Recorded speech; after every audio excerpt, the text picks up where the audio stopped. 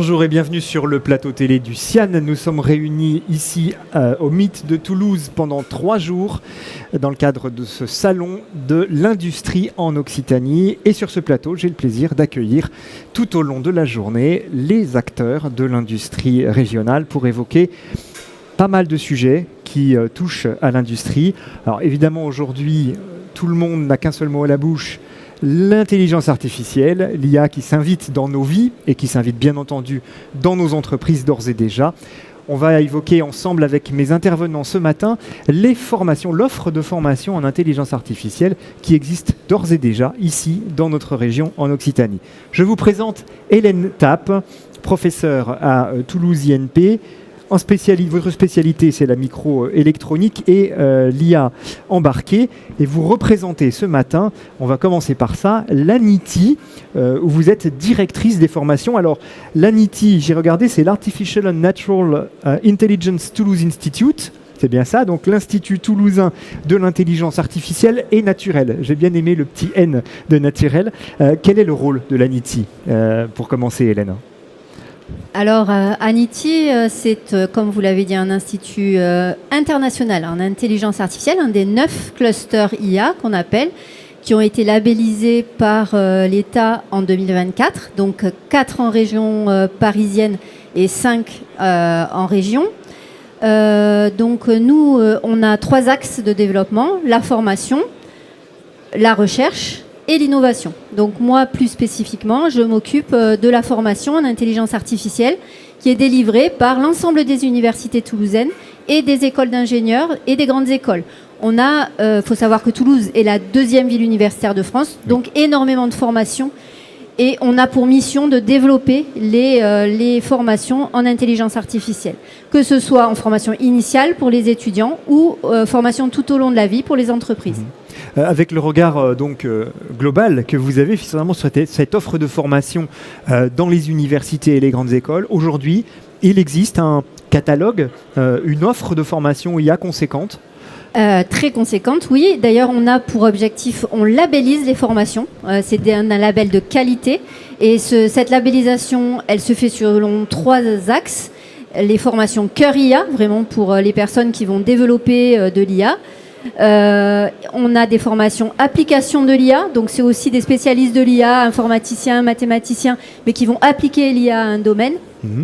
Et le IA, ce qu'on appelle dans le jargon l'IA plus X, c'est-à-dire l'IA appliquée à un domaine d'application. Donc on est biologiste mais on s'intéresse à l'IA, on est juriste, on s'intéresse à l'IA, voilà. Donc c'est ces doubles profils qui sont aujourd'hui extrêmement recherchés également. C'est-à-dire qu'on trouve des modules IA finalement dans des formations sur lesquelles on n'aurait pas idée, c'est pas classiquement reconnu comme des formations IA, mais aujourd'hui l'IA s'invite partout.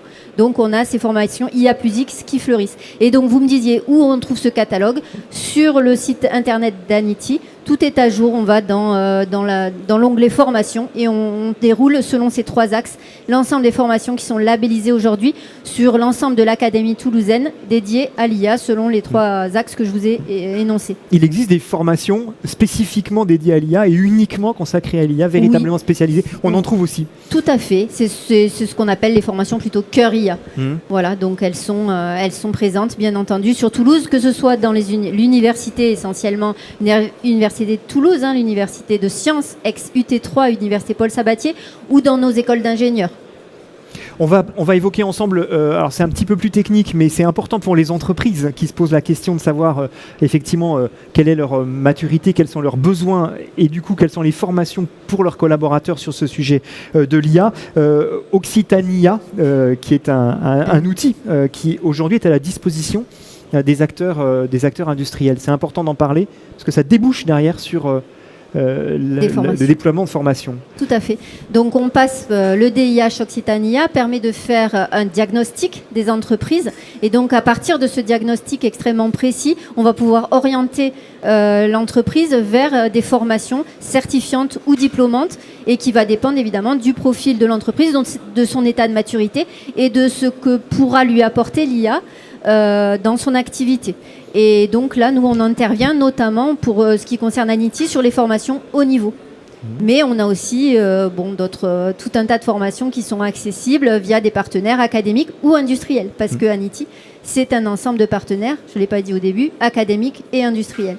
On a un double financement. Occitania, une de nos tables rondes, un de nos plateaux télé sera précisément consacré à ce sujet lors du CIAN, donc on reviendra sur le sujet plus en détail. EDIH, je reviens simplement sur ce terme, donc c'est le pôle européen, c'est un hub européen, donc c'est un outil en fait financé par l'Europe qui permet donc aux entreprises de mobiliser ensuite de la formation pour leurs collaborateurs. Donc c'est évidemment quelque chose de très intéressant. 3 représentants autour de cette table d'organismes, d'organisation ou d'organismes de formation. Je vais commencer avec vous, Sébastien Salas. Vous êtes, Sébastien, directeur de formation chez Captronic, qui est un programme de formation porté par l'association Jessica France, programme lancé par BPI France et le CEA. Avec quelle vocation, quelle volonté ? Tout à fait. Notre raison d'être, c'est l'accompagnement de l'innovation dans le domaine de l'électronique et des systèmes embarqués. Quand on parle d'électronique et de systèmes embarqués, on entend derrière le mot capteur. Le mot capteur, il va récupérer des données. Ces données, elles vont servir à quoi ? À mettre en place un cas d'usage spécifique, une application dans laquelle on va rendre intelligent le produit. Aujourd'hui, ces applications tournent autour de l'IA. Donc, d'où notre présence au sein de Occitania pour accompagner l'industrie dans le domaine de l'IA et des applications liées autour de l'usine. Si on n'a pas ces fameuses données, on ne peut pas faire de l'IA. On est là pour essayer d'extraire ces données avec des capteurs et de l'électronique. Les entreprises pour lesquelles vous travaillez, c'est des entreprises de toute taille, enfin de quelle taille, de quel secteur d'activité La raison d'être en effet de Captronic, c'est les PME, les petites structures, moins de 250 à 90%. Mais dans le domaine de l'IA, il ne faut pas croire que le message est long à passer. Les grands groupes s'y intéressent autant que les petites structures. Et nous avons dans notre centre de formation aussi des grands groupes qui s'intéressent à l'IA. Et c'est en effet un public plus difficile à toucher parce qu'ils sont autonomes et ils savent trouver les centres d'expertise, mais on s'adresse principalement aux petites PME. Et ce centre de formation propose d'ores et déjà des formations en IA. Oui. Quelle est votre approche du sujet dans ces formations ? En fait, nous avons 2 volets d'accompagnement. Le volet conseil et expertise de projet, et qui va du cahier des charges jusqu'à l'industrialisation d'un produit. Et forcément, quand on évolue, qu'on fait de l'innovation, on a besoin d'acculturation. On a besoin de comprendre les normes, de comprendre les technologies. Et c'est à ce niveau-là que le centre de formation Captronic s'est monté, principalement pour mettre le pied à l'étrier, comprendre les technologies, avancer avec l'ensemble des parties prenantes de l'entreprise et non pas une personne. L'IA doit être partagée, il faut qu'elle soit acceptée. On entend beaucoup de messages concernant la disparition des salariés avec l'IA. C'est un sujet qui fait peur. Mais en fait, il faut rassurer. On est là pour justement faire de l'acculturation et expliquer les tenants, les aboutissants. Et forcément, nous, on passe plutôt par le volet cas d'usage. Qu'est-ce que vous voulez faire ? On est là pour aider l'entreprise à l'aider à avancer dans son projet. On rencontre malheureusement des entreprises qui disent « j'ai beaucoup de données ». Qu'est-ce que je fais en IA ? Non, mais c'est plutôt dans l'autre sens qu'il faut prendre le problème.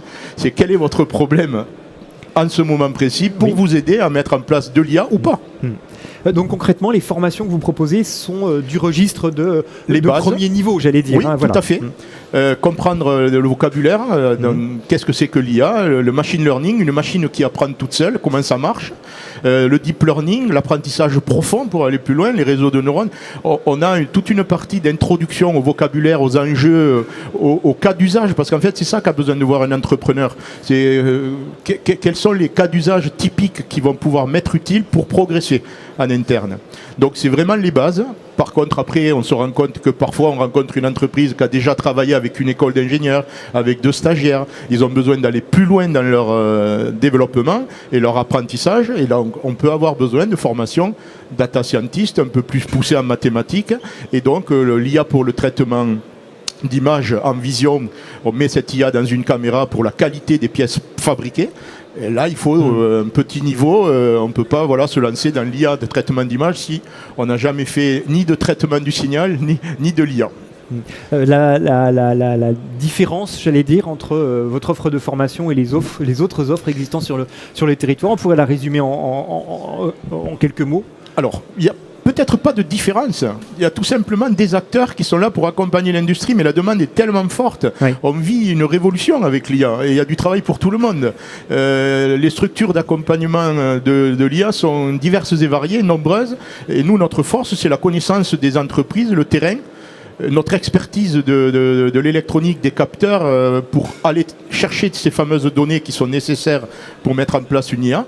C'est là qu'est notre force. On se distingue parce qu'on est sur le terrain, mais on est un programme national. On existe en Occitanie, mais aussi ailleurs en France pour progresser avec nos différents ingénieurs sur le terrain qui font remonter les besoins. Et le centre de formation essaye de faire évoluer les formations. Par exemple, l'IA générative avec le fameux ChatGPT dont tout le monde entend parler, ça fait qu'1 an que les solutions sont disponibles, accessibles et les cas d'usage sont intéressants et on en parle dans les formations, on les fait évoluer. Autre exemple, autre illustration d'une offre de formation IA à l'IMT Mines Alès, où Gérard Drey, vous êtes enseignant-chercheur, vous êtes co-directeur d'une unité mixte de recherche avec l'Université de Montpellier sur les sciences du mouvement humain, la santé et le numérique. Vous allez nous expliquer de quelle manière, dans cette grande école donc à Alès, au sein du groupe IMT, donc Institut Mines Télécom, le premier groupe public d'écoles d'ingénieurs et de management en France, avec 8 grandes écoles et 14 000 étudiants, eh bien vous déployez d'ores et déjà l'IA dans vos formations. Pour rebondir sur ce que disait Hélène Tapp tout à l'heure, c'est l'IA qui s'est invitée dans les formations d'ingénieurs existantes, où vous envisagez aujourd'hui de développer des formations vraiment dédiées à l'IA. Merci pour cette introduction. Tout d'abord, je voudrais dire que l'école des Mines d'Alès, anciennement l'école des Mines d'Alès, IMT Mines Alès, c'est une vieille école et qui accompagne les entreprises dans leur transition, la transition numérique notamment, à travers effectivement l'avènement de l'IA aujourd'hui. Mais on a commencé cet accompagnement dans le numérique il y a très longtemps. Parce qu'on parle aujourd'hui de l'IA plutôt, on va dire, basée sur les données, mais l'IA, il ne faut pas oublier qu'elle vient aussi de l'expertise humaine. On a commencé, nous, les formations, dans tout ce qui était à l'époque, dans les années 90, les systèmes experts. Et donc, on a évolué avec cette révolution de l'IA pour arriver aujourd'hui, effectivement, à des formations qui sont plus orientées data science, d'accord, mais tout en incluant aussi l'historique de l'IA et tout ce qu'on a hérité de nos ancêtres, de nos anciens, sur les anciennes technologies liées notamment au système expert. Donc c'est une vieille école, mais on a su adapter nos formations et ça fait une dizaine d'années qu'on a déjà monté dans cette école-là plusieurs formations, notamment donc, déjà en formation initiale d'ingénieur à travers le département informatique et intelligence artificielle. Donc ça fait 10 ans qu'on a monté ce programme en évoluant avec les technologies bien sûr. Oui, il y a 10 ans on ne parlait pas de ChatGPT, c'était pas le sujet. Exactement. Et j'allais même dire on parlait peu d'IA, on parlait surtout de machine learning, de data mining, mais on évitait de parler d'IA parce que on était un petit peu dans l'hiver de l'IA. Donc là, on a un renouveau et puis une nouvelle appétence pour cette technologie-là. Mais ça fait très longtemps qu'on est dans ce secteur-là. On intervient aussi dans le cadre de la formation continue. Donc on a un département formation continue dans lequel on a des formations dédiées à des entreprises, notamment sur un format assez court pour justement les initier à l'intelligence artificielle. On le fait dans le cadre de l'EDIH Occitania, vous en avez parlé tout à l'heure. Oui, c'est l'outil que peuvent mobiliser les entreprises qui vous adressent ensuite des collaborateurs. Je résume bien. C'est tout à fait ça. Donc il y a une première partie qui est comme on parlait tout à l'heure, l'intervenante précédente sur la partie audit. Donc il y a un audit qui est fait par l'équipe d'Occitania. Puis ensuite, donc ces audits-là précisent les besoins des entreprises en matière de formation. Et c'est là où on intervient. Donc en premier niveau d'intervention, comme je disais, par le biais de la formation continue, où on a deux options, une formation courte sur une journée et une formation un peu plus longue sur 3 journées pour initier les sociétés sur ces nouvelles technologies. Et ensuite, on intervient sur un degré un peu plus pointu sur les demandes précises, notamment sur des preuves de concept. Donc on va se lancer aussi sur l'accompagnement des entreprises pour mettre en place des preuves de concept dans leur structure, à travers notamment nos enseignants-chercheurs sur ces aspects-là. Donc ça, c'est le deuxième étage, j'allais dire, de l'offre de formation IA qui va se mettre en place. Pour l'instant, ce n'est pas encore formalisé. Voilà, donc EDH a mis d'abord l'effort sur la partie audit et puis formation, on va dire, initiale, d'accord. Maintenant, on va accompagner les entreprises dans cette transition. Voilà, c'est vraiment ça le sens de l'IH, c'est la transition numérique, notamment la transition de l'IA, et c'est cet accompagnement-là qui va se faire par des preuves de concept in situ, c'est-à-dire que les entreprises vont nous donner des cas d'usage et on va les aider à mettre en place leur IA dans leur structure. Je termine ce tour de table avec Amélie Leclerc, directrice générale de Digital 113, donc cluster des entreprises numériques d'Occitanie. Alors, en tant que cluster, vous développez des formations ou vous orientez vers des formations? Les deux. Les deux, parce mon capitaine. Oui, les deux, mon capitaine. La mission de Digital 113, c'est d'accompagner les entreprises de la filière numérique en Occitanie à se saisir de tous les leviers de croissance. Ce sont des entreprises édition de logiciels, services numériques, experts de l'IA, experts de la cyber, infogéreurs, télécom, hébergeurs. Donc vraiment tous les faiseurs du numérique.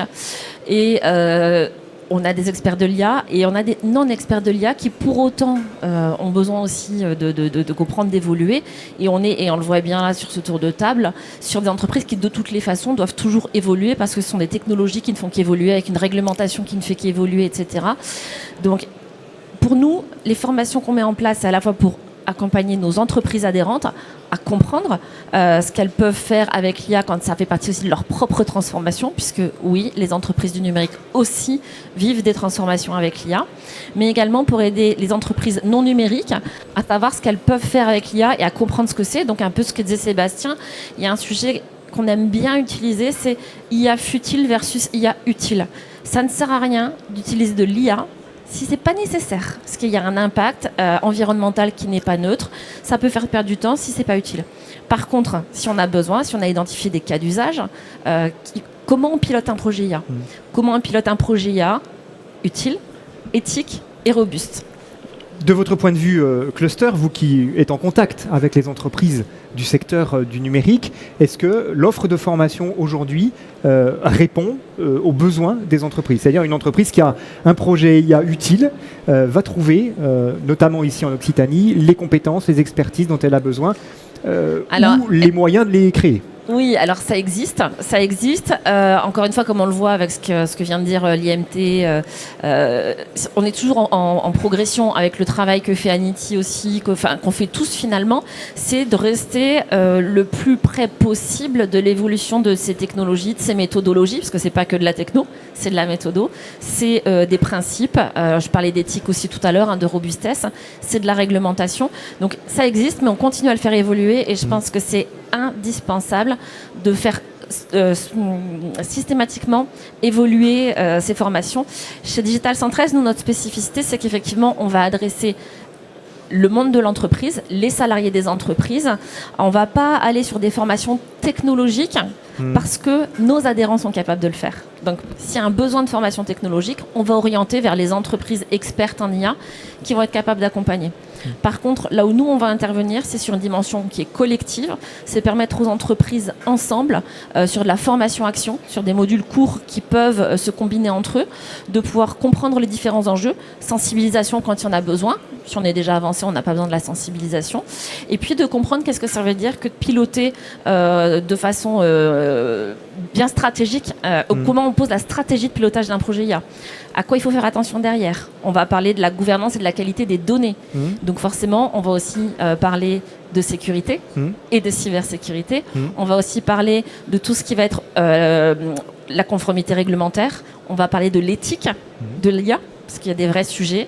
Et puis, on va aussi pouvoir parler de comment on outille tout ça, puisque en face, on a des réglementations qui arrivent, notamment l'AI Act, où il va falloir pouvoir montrer patte blanche, comprendre quel est le niveau de risque des IA, soit qu'on développe, soit qu'on utilise. Et ça, c'est ce que les entreprises, quelles qu'elles soient, ont tendance à ne pas savoir. C'est pas parce que c'est pas vous qui avez développé de l'IA que vous n'êtes pas concerné par l'AI Act. Si vous utilisez de l'IA, vous êtes concerné par les niveaux de risque et vous devez savoir, vous devez outiller votre transparence et vous devez savoir comment gérer tout ça. Alors ce que vient de nous expliquer, Amélie, c'est finalement l'immense diversité des connaissances nécessaires pour maîtriser l'IA et en faire un bon usage. Et on a bien compris aussi que les formations naissent un petit peu partout, éclosent dans pas mal d'organismes de formation.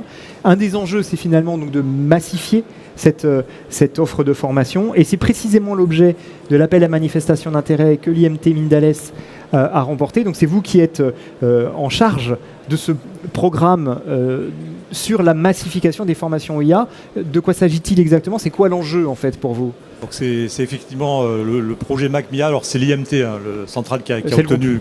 Nous on est le porteur de cette initiative. Effectivement, c'est une initiative qui intègre plusieurs écoles d'ingénieurs, donc ceux du groupe IMT, plusieurs aussi universités, puis des industriels. L'idée c'est d'avoir un continuum de formation qui va de Bac plus 2 jusqu'à Bac plus 8. Et même en initiant les scolaires et les collégiens et les lycéens. Donc c'est vraiment à l'acculturation de l'IA à tous les niveaux. Et donc c'est un projet qui est soutenu par la France 2030 à travers l'opérateur qui est la Caisse des dépôts. D'accord, donc c'est un financement sur 4 ans et on a pour mission de former pas mal de personnes, alors à tous les niveaux, hein, comme je l'ai précisé. C'est pour ça qu'on parle de massification. C'est l'acculturation aujourd'hui de l'intelligence artificielle dans toutes les strates de la société, avec un focus peut-être particulier. C'est peut-être ça aujourd'hui l'enjeu de l'IA, c'est l'humain dans tout ça. C'est comment on place l'humain dans cette IA. Et donc nous, on oriente plutôt le projet MacMIA à une grosse activité sur cette partie-là. Alors quand on parle d'humain, c'est effectivement l'humain qui va utiliser, mais c'est aussi l'humain qui va essayer de comprendre l'IA. Et donc on a beaucoup de travaux sur l'IA explicable et interprétable. Hélène Tappe, dans tout ce qu'on a entendu, un mot est revenu quand même souvent, celui d'acculturation. Finalement, cette espèce de formation de premier niveau qui est indispensable, parce qu'on comprend qu'effectivement, une entreprise qui a des besoins techniques experts va trouver l'opérateur qui va lui permettre. C'est vraiment l'enjeu numéro 1 pour vous aujourd'hui, cette question d'acculturation dans les entreprises de l'IA. Est-ce que ça correspond aux demandes finalement des entreprises? Ça correspond tout à fait à une grosse demande des entreprises, parce qu'on se rend compte que dans l'entreprise lambda, alors comme l'a dit Amélie, avec l'AI Act, il y a obligation de former tous les salariés qui utilisent un outil d'IA. Donc aujourd'hui c'est beaucoup, demain c'est tout le monde. Oui. Donc on a une masse de personnes à former qui est immense. Et donc c'est pour ça aussi qu'il faut s'associer, et qu'on s'associe public, privé, collectivité, etc. On ne sera jamais assez nombreux pour massifier, parce qu'il y a un volume énorme qui nous attend. Donc il faut s'outiller aussi, et c'est ce qu'Anity fait au travers de sa plateforme de micro-learning, qui est une plateforme accessible en ligne sur laquelle vous avez ce qu'on appelle des nuggets. Alors ça donne faim, ok, vu l'heure, mais c'est surtout c'est du formage 5P qui est en auto-formation, c'est-à-dire que les gens apprennent et peuvent se tester sur des notions simples de l'IA. Donc cette plateforme est en train de s'enrichir, il y a déjà une 30aine de nuggets. On fait des appels à contribution parce que tout le monde peut contribuer, tout le monde peut créer des nuggets, des universitaires, des industriels spécialistes du sujet. Nous on a un comité éditorial, on les valide, et derrière je pense que ce genre d'outils collaboratifs pour co-construire des formations, pour que chacun puisse mettre des grains de sable, des grains de contenu, ça va permettre d'avoir une force de frappe importante pour justement acculturer, sensibiliser l'ensemble des personnels du privé qui ont besoin de savoir ce qu'est l'IA. Peut-être aussi pour en avoir moins peur. Parce qu'on a aussi ce phénomène de boîte noire qui fait peur et qui inquiète. Est-ce que l'IA va me remplacer, etc. Est-ce que l'IA va supprimer mon métier? Ça, c'est des questions. Ça, c'est des sujets qui vous remontent. Ça, c'est des sujets qui nous remontent. Et nous, on explique non. L'IA ne supprimera pas certains métiers. Elle va modifier les tâches. Oui. Elle va modifier les tâches. Elle va. On a effectivement des nouveaux noms de métiers qui arrivent, des offres avec des noms percutants.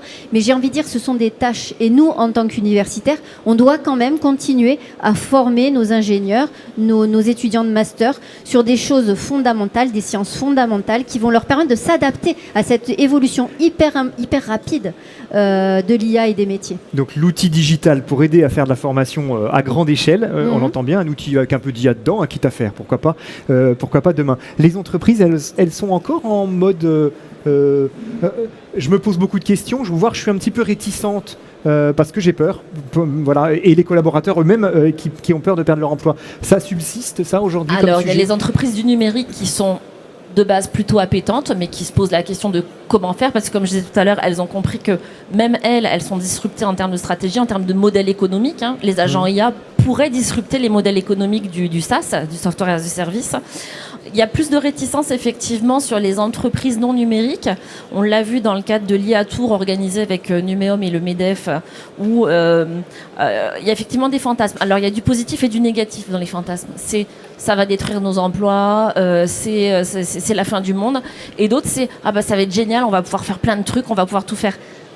Et non aux deux réponses, aux deux questions. Ouais. C'est que non, on ne peut pas tout faire parce qu'effectivement, il y a un cadre.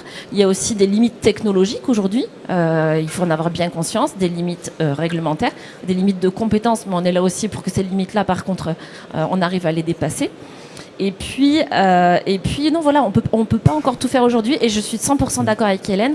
C'est pas tellement que les métiers vont disparaître, c'est qu'ils vont évoluer. Et l'objectif de l'IA, c'est de mettre l'humain au centre de tout ça.